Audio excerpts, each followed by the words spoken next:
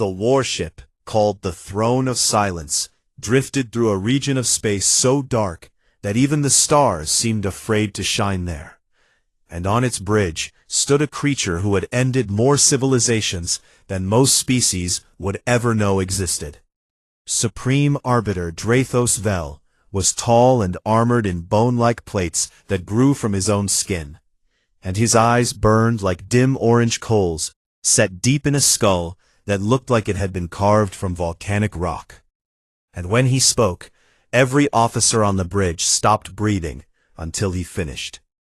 "Show me the projections again," he said. The holographic display expanded across the command deck, filling the air with blue light and spinning data streams. And at the center of it all was a small blue planet, orbiting an unremarkable yellow star in a spiral arm of the galaxy that most species considered worthless. Earth. The data told a story that made Drathos Vel's clawed hands tighten behind his back. Story of war or conquest, but something far worse in his eyes. It was a story of speed. "Their technological growth rate has not slowed," said his chief analyst, a thin creature with 4 arms and a voice like cracking ice. "In fact, it has increased again, and they have now achieved functional fusion power, early warp field theory, and their first colony ships have already left their system." "How long?" Drathos said, and his voice was so quiet that the officers had to lean forward to hear it. "At their current rate of advancement, they will reach Tier 2 classification within 90 standard years, and Tier 1 within 240, the analyst replied. "No species in recorded galactic history has ever moved this fast, and we have records stretching back 11,000 years. Silence filled the bridge, like cold water filling a sinking ship. Drathos Vel had ruled the Velith hegemony for over 3 centuries, and in that time, he had authorized the subjugation of 6 species and the complete extinction of 2. And he had done so not because he enjoyed it, but because the galaxy was a garden, and gardens required pruning, and anything that grew too fast and too wild would eventually choke everything else." He turned to face the 12 holographic figures that floated around the edges of the bridge. The War Council, representatives from the most powerful species in the Galactic Concord, each one attending from their own flagship, somewhere in the vast darkness between stars. "You have all seen the data," Drathos said. "I invoke the doctrine of preemptive correction." There was murmuring among the holograms, but no real objection, because the doctrine was old and well established, and it existed for exactly this kind of situation. A species rising too fast, threatening the balance of power that had kept the galaxy stable for millennia. "The Armada will assemble in the outer cloud of their system," continued. 40,000 warships from 9 species, cloaked and waiting, and we will give them the standard decree: surrender or face annihilation.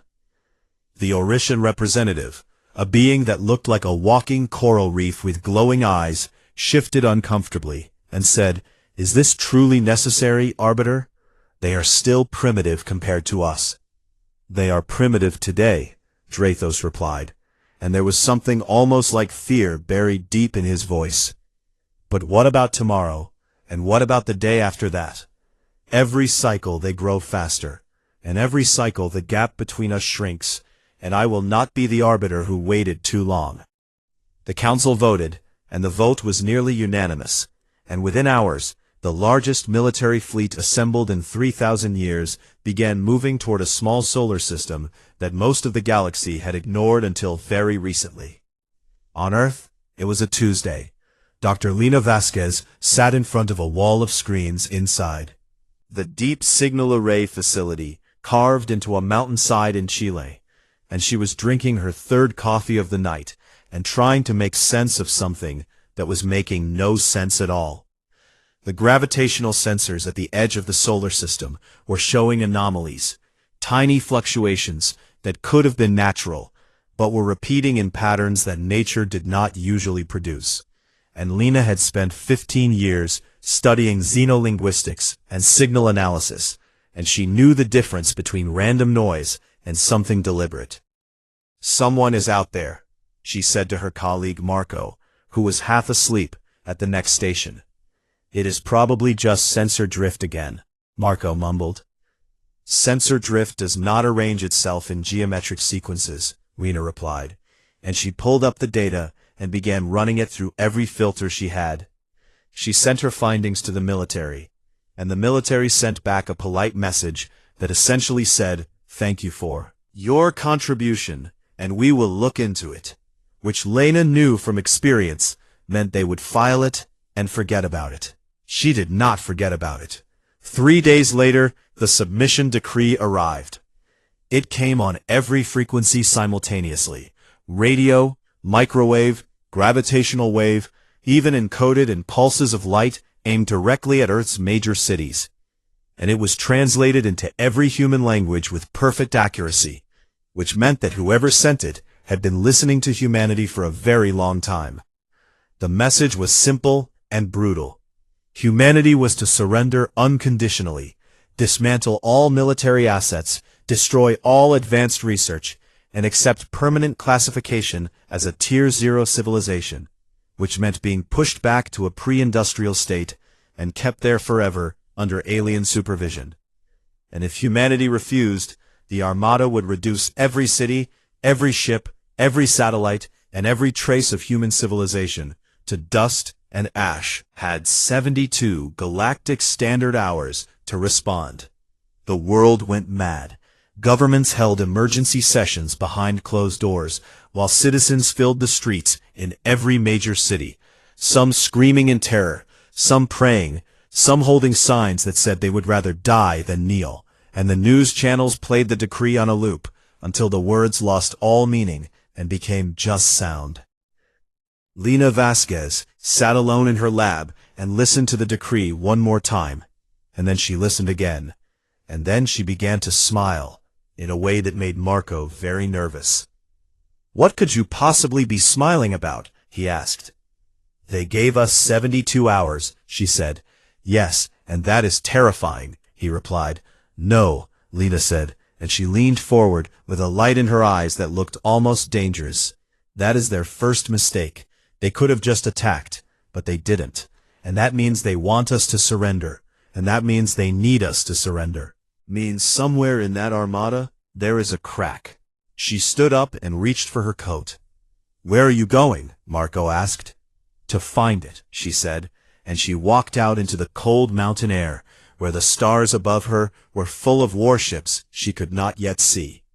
And she looked up at them without flinching, because Lena Vasquez had spent her entire life listening to the void between stars, and tonight the void was finally talking back. The emergency session of the United Earth Council lasted 14 hours before Secretary General Kofi Adeyemi stood up and told everyone to stop talking.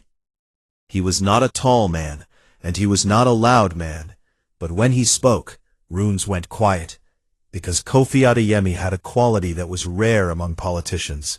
He said exactly what he meant, and nothing more, and people had learned over the years that every word he chose was chosen for a reason. "We are not going to surrender," he said, and the room erupted, and he waited for the noise to die before continuing. "And we are not going to fight, not yet, because fighting 40,000 warships with what we have would last about 6 hours, and then there would be no one left to regret it." "Then what exactly do you suggest?" asked the defense minister, a woman named Okoro, who looked like she had not slept in 2 days, because she had not. "We are going to reply," Adeyemi said. "Reply with what?" "Something they have never heard before." He turned to face the screen on the wall, where Dr. Lena Vasquez was waiting on a video link from Chile, and he said, "Dr. Vasquez, you told my office that you believe you understand something about this armada that could change everything. I am giving you the floor." Lena took a breath and began. She explained that for the past 15 years, the Deep Signal Array had been quietly intercepting alien communications from across the galaxy. Not military transmissions, but civilian ones, cultural broadcasts, educational programs, news, entertainment, religious ceremonies, political speeches, and millions of hours of ordinary conversation between ordinary beings, living ordinary lives on thousands of worlds. We could not translate most of it at first, Lena said. But over the years we built language models, cultural maps, psychological profiles. We learned how they think, what they value, what they fear, what they hide from each other. She paused to let that land. Every species in that armada has secrets, she continued. Not military secrets, those are well guarded, but cultural ones, historical ones, the kind of truths that every civilization buries because they are too painful to look at. And we know what those truths are because we have been listening to their people talk about them in private for over a decade. The room was completely silent. I am proposing that instead of a surrender or a declaration of war, we send them a message that shows them we know exactly who they are. Not their weapons, not their fleet strength, but their fears, their wounds, their lies. And we send it on open channels so every species in the galaxy hears it at the same time.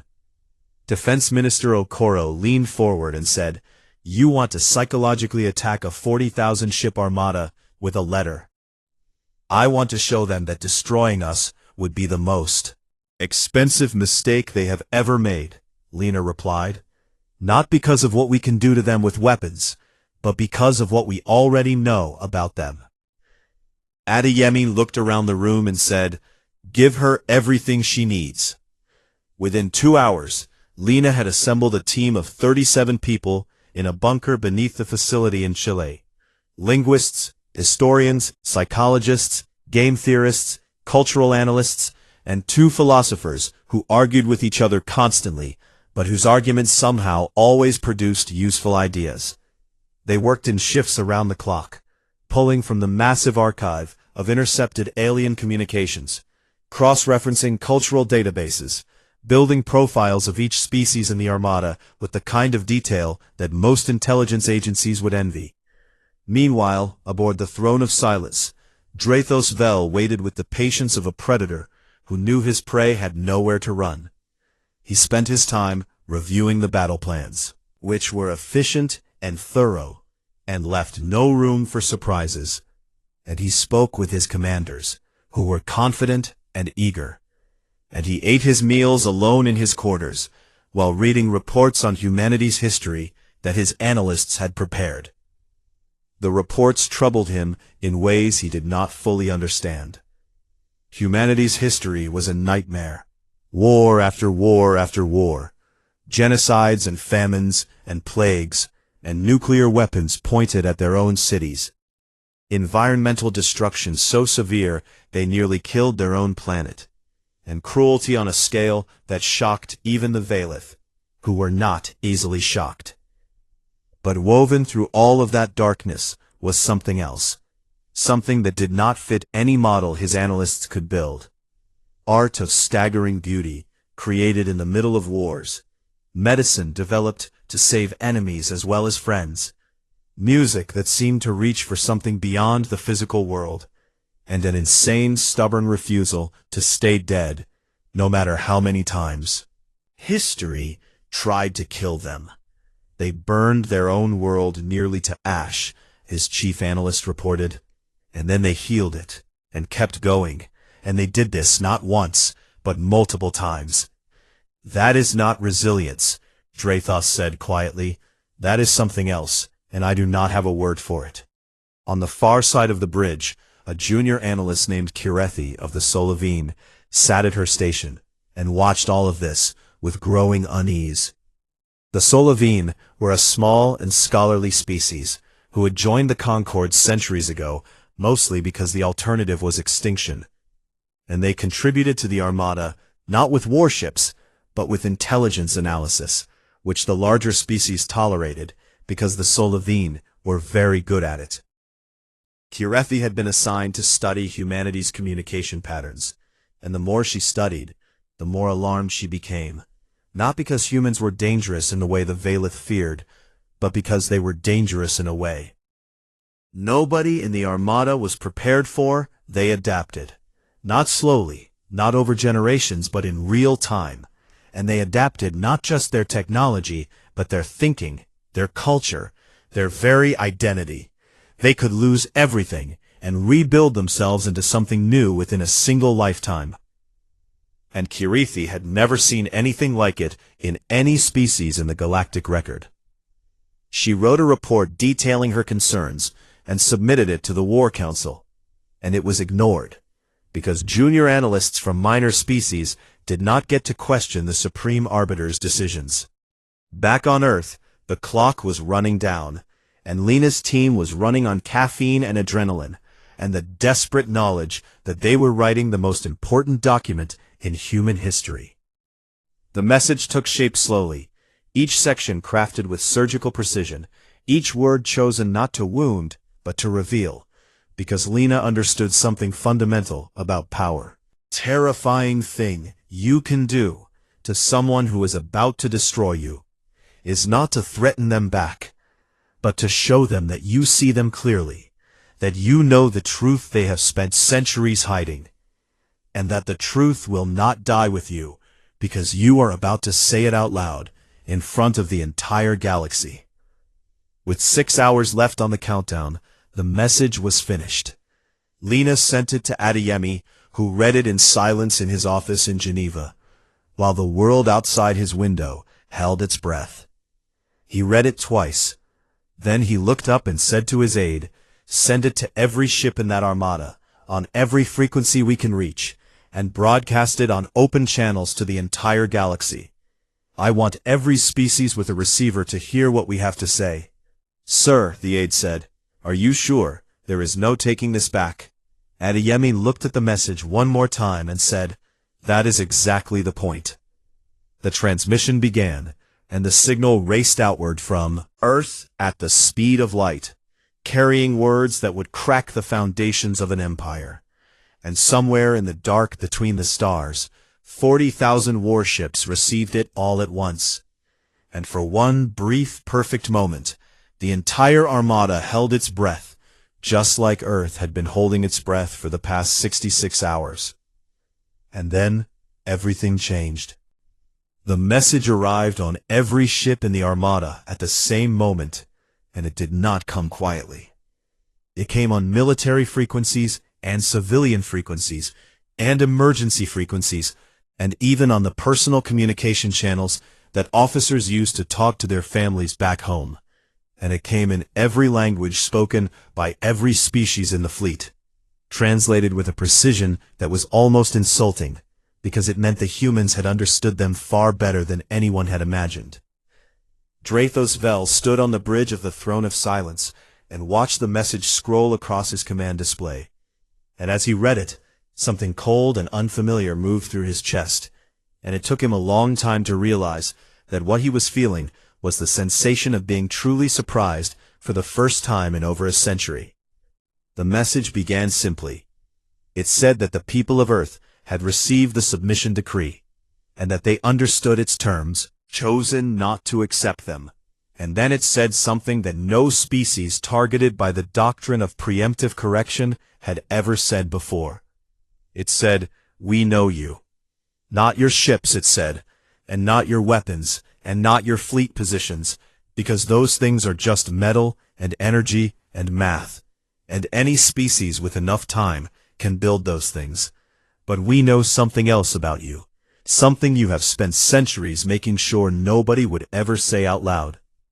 And then the message divided itself into sections, one for each species in the armada, and each section was addressed directly to that species and only that species.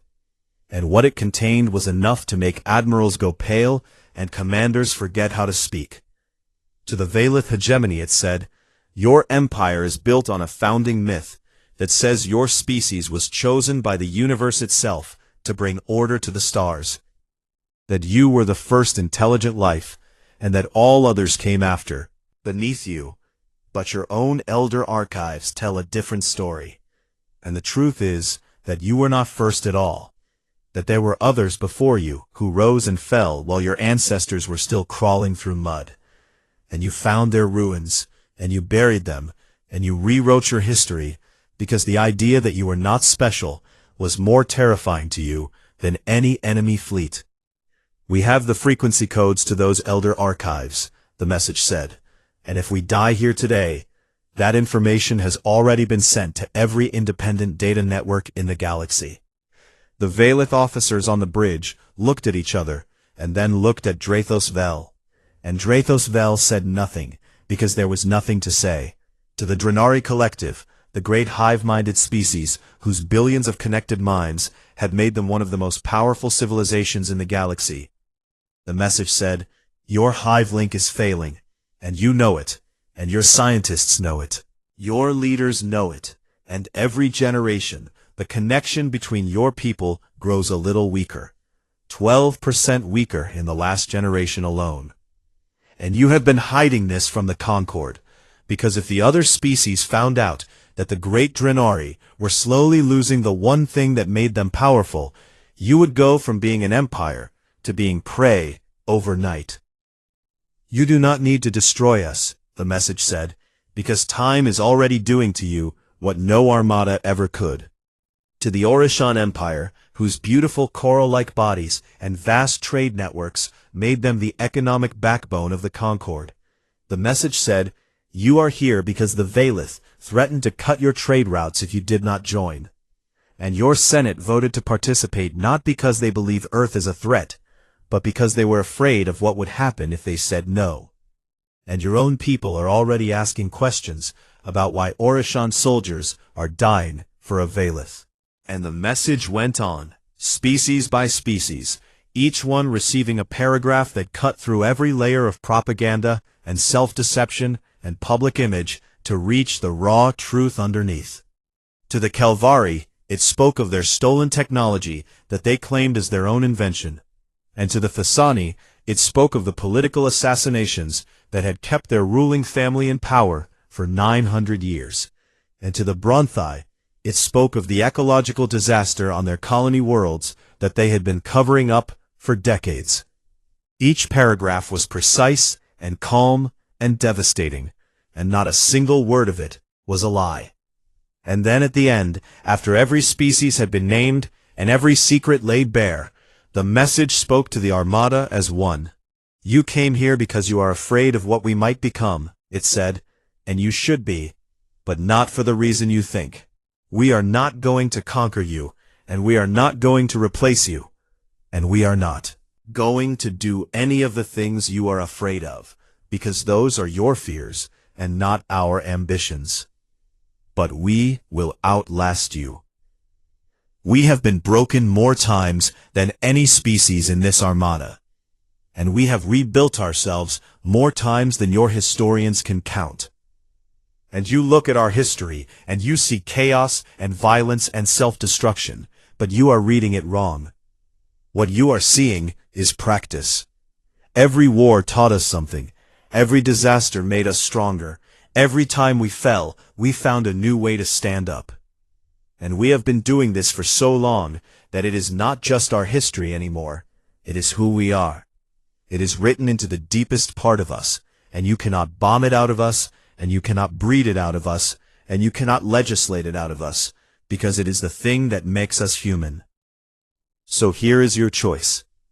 You can destroy this planet and spend the next 10,000 years wondering what we would have built. Or you can leave and find out. P. We are not asking for mercy. We are offering you a future. P. The message ended there. T. For 11 seconds, the entire armada was silent. No communications, no commands, no movement. Just 40,000 warships hanging in the dark like a held breath. P. And then the silence broke.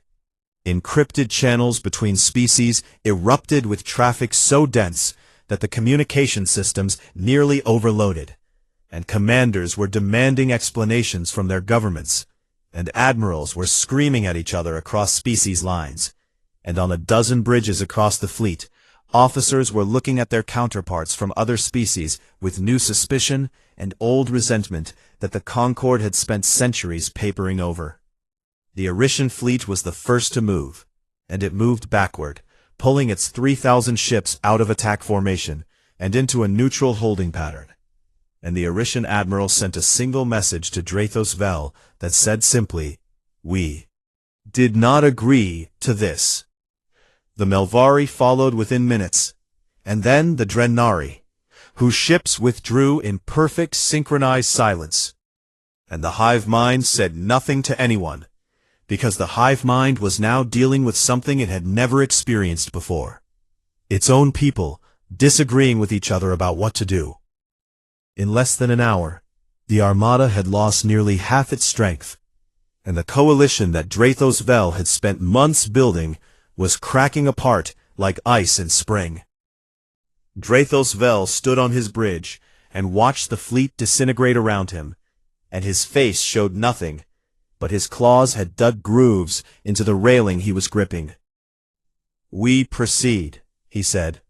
"Arbiter," his second-in-command said carefully, "we have lost 9 species from the coalition, and our force has been reduced to 22,000 ships, and the political situation is—" "We proceed," Drathos repeated, and this time his voice carried a weight that ended all. The first Valith attack wing surged forward toward Earth, and Earth's defenses woke up. They were small, and they were few, and they were laughably outmatched by any galactic standard. But they fought with something that the Valith had not expected and could not model, and it was not skill, and it was not technology. It was fury. Orbital platforms opened fire with everything they had, and human pilots flew their fighters into the gaps between the massive Valith warships, with a recklessness that bordered on insanity. Submarines beneath Earth's oceans launched electromagnetic pulse weapons into orbit that disrupted Valith targeting systems for precious seconds. A human pilot named Reyes, whose fighter had been hit and was trailing fire, and had maybe 30 seconds before it broke apart, aimed her dying ship directly at the sensor array of a Valith cruiser that was targeting a civilian space station, and she hit it at full speed, and the cruiser went blind, and the station had just enough time to begin evacuation. Drathos Vel watched that happen on his tactical display, and he watched the tiny dot that was Reyes' fighter disappear into the side of his cruiser, and he stood very still for a very long time. "What are these creatures?" he said, and for the first time in 300 years, the supreme arbiter of the Valith hegemony did not have an answer to his own question. The battle for Earth lasted 9 hours, and it was not the kind of battle the Valith had planned. They had planned for a swift and overwhelming strike, a precision operation that would shatter humanity's defenses in the first wave, and reduce the planet's surface to glass by the second. But what they got instead was something messy and ugly and slow, because the humans refused to die on schedule. Every time the Valith destroyed an orbital platform, the crews of the surrounding stations adjusted their fire to cover the gap. And every time a wing of human fighters was wiped out, another wing appeared from somewhere, often made up of civilian ships that had been fitted with weapons in garages and docking bays by people who had never fired a shot in their lives, but had decided that today was not the day they would watch their world end from the ground. The Valith were winning, and they knew they were winning, but it did not feel like winning, because winning was supposed to be clean and efficient, and instead it felt like trying to crush something that kept slipping through their fingers. And while the battle raged above Earth, the message was doing its work below the surface of the galaxy. Lena Vasquez had broadcast it on open channels, which meant that it was not just the Armada that heard it.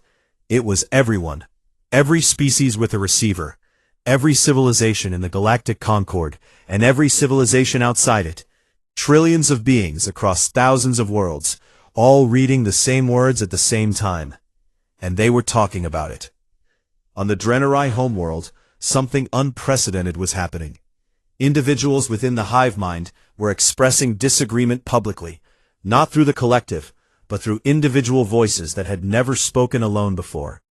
And they were saying that the message from Earth was right, that the hive link was failing, that everyone knew it was failing, and that sending their ships to help destroy The one species that had dared to say it out loud was an act of cowardice they could not support.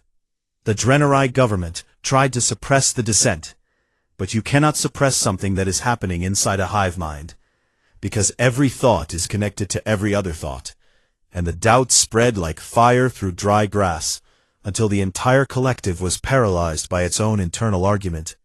The first public disagreement in the Draenei collective in over 600 years.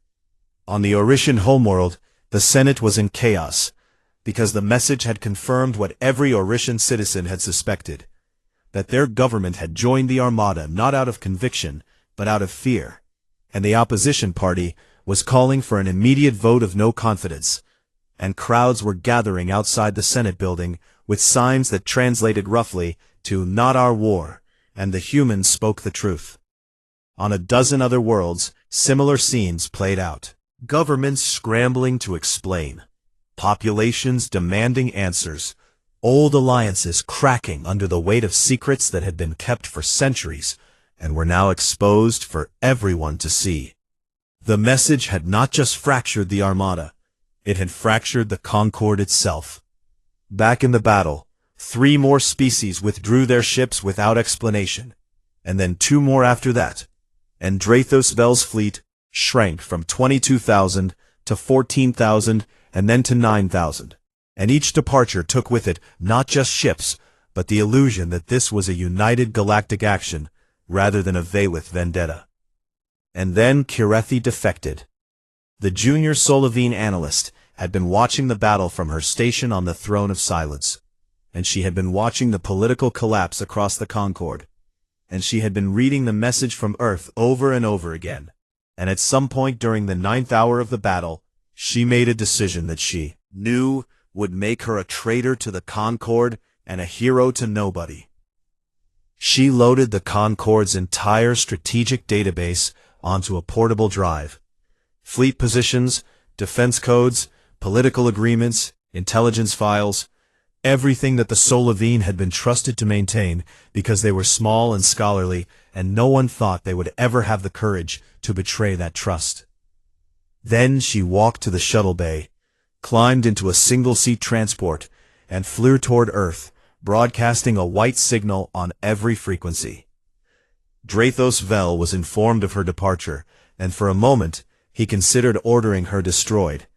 But something stopped him, and he was not sure what it was, and he did not give the order, and Kirethi's shuttle passed through the battle zone, untouched by either side, as if the universe itself had decided to let her through. She landed at a military airfield in Argentina, where armed soldiers surrounded her shuttle and pointed weapons at her that could not have scratched the hull if they tried, and she stepped out with her hands visible, and said in perfectly accented English that she had been practicing for 3 years, "I need to speak with Dr. Vasquez. I have brought you everything." When Lena arrived and asked her why she had done it, Kirethi said something that would be quoted in history books for centuries.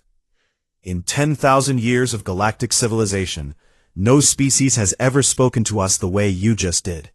Not with weapons, but with truth.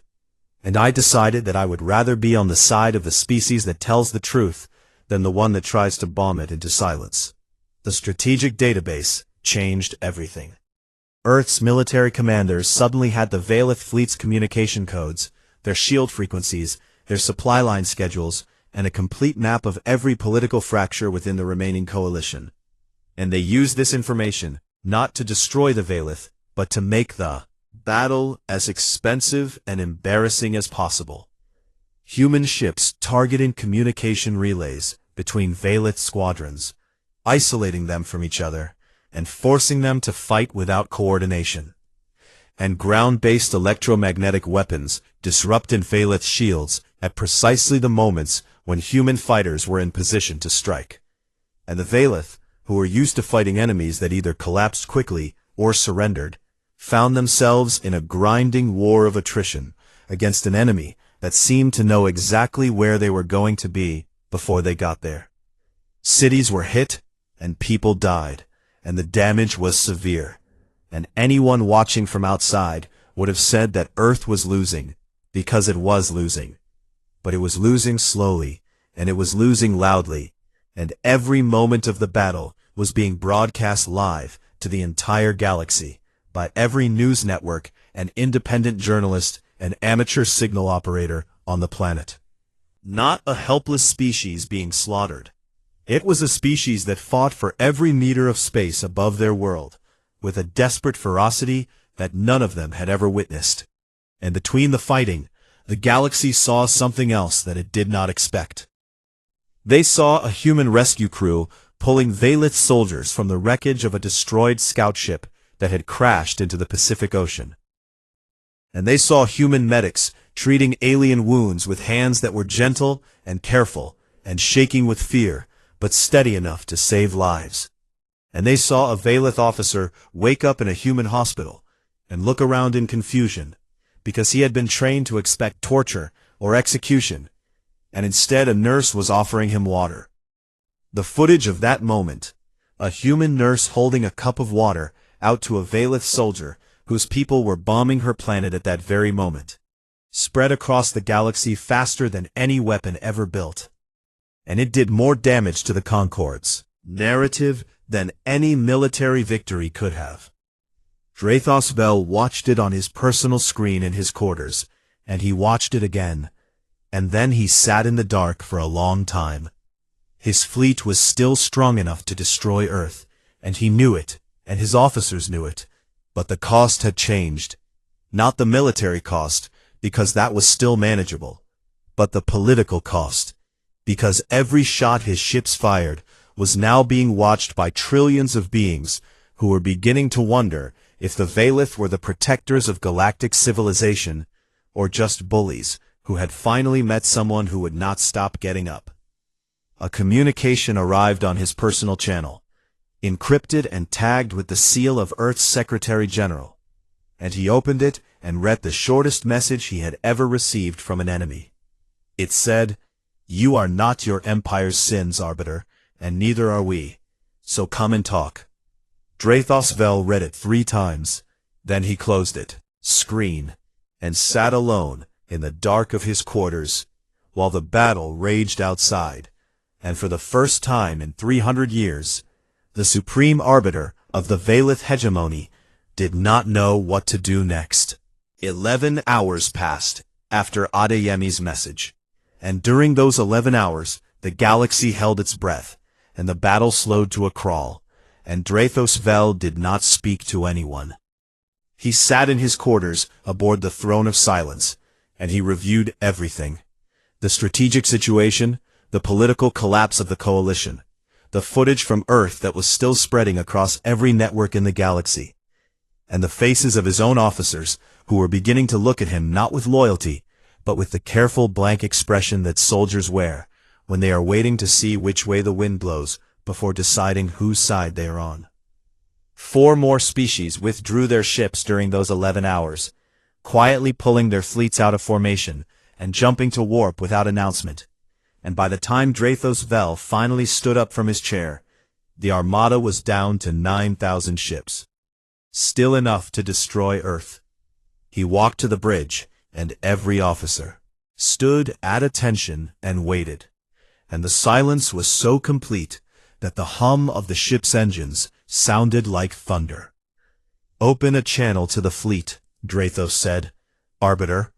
"All ships stand down," he said, and his voice was steady and cold, and betrayed nothing of what he was feeling. "Withdraw to holding positions, and cease all offensive operations." His second-in-command stared at him and said, "Arbiter, we still have the force to complete the mission." "I am aware of what we have," Dreythos replied, "and I am also aware of what we have lost, and I am not talking about ships." He turned to face the tactical display, where the small blue planet hung, surrounded by the debris of battle, shattered stations and broken ships and clouds of wreckage that caught the sunlight and glittered like a field of terrible stars.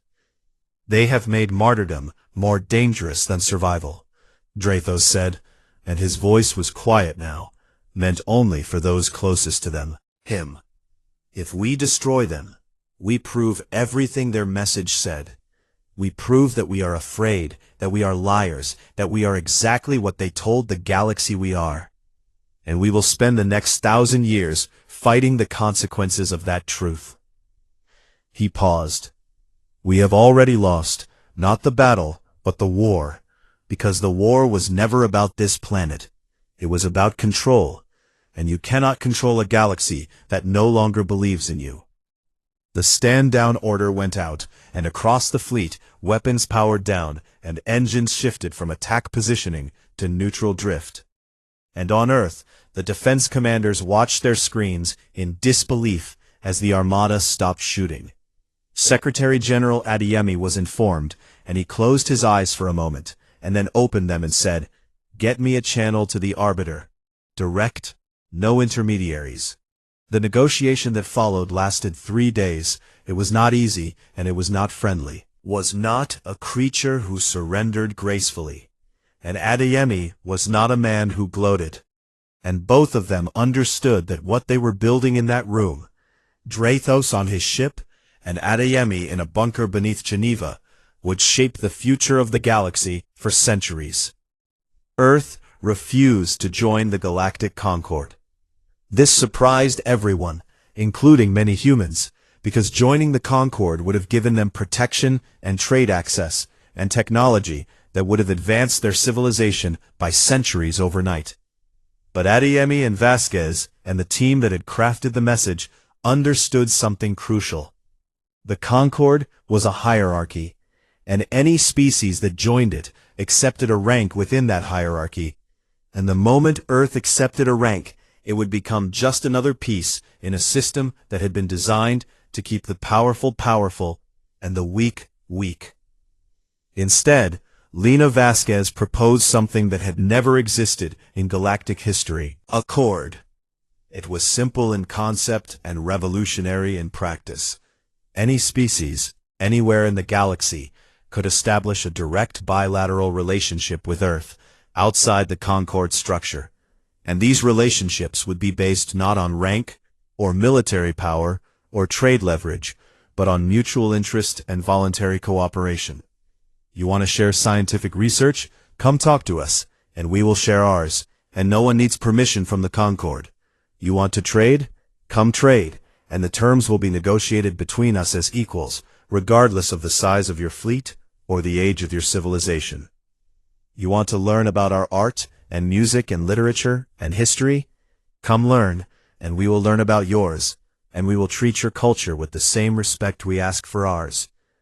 The Concord's leadership called the Accord a threat to galactic stability, which it was, because galactic stability had always been a polite way of saying the current. Species in charge stay in charge, and the Accord threatened that arrangement at its foundation.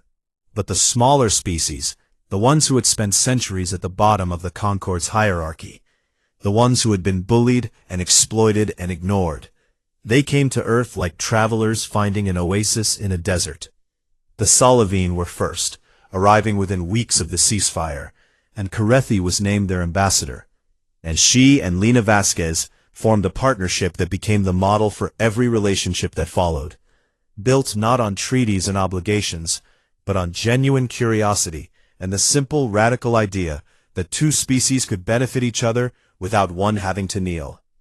Within a year, 47 species had signed the Accord, and within 5 years, the number was over 200, and the network of relationships that grew from those agreements began to reshape the galaxy in ways that nobody, not even Lena, had predicted. Accelerated as species shared research freely for the first time, instead of hoarding it for competitive advantage. And cultural exchange produced new forms of art and music and philosophy that blended human creativity with alien perspectives in ways that were strange and beautiful and unlike anything the galaxy had ever seen. Earth did not become the center of an empire. It became something more dangerous to the old order. It became an example. Dreythos Vel returned to Velith space and found a homeworld that was no longer willing to follow him without question, because the message had cracked something open in Velith society that could not be sealed shut again. And the questions that their citizens were asking about their founding myth and their history, and the true cost of their empire were questions that had been building for centuries and needed only a spark to ignite.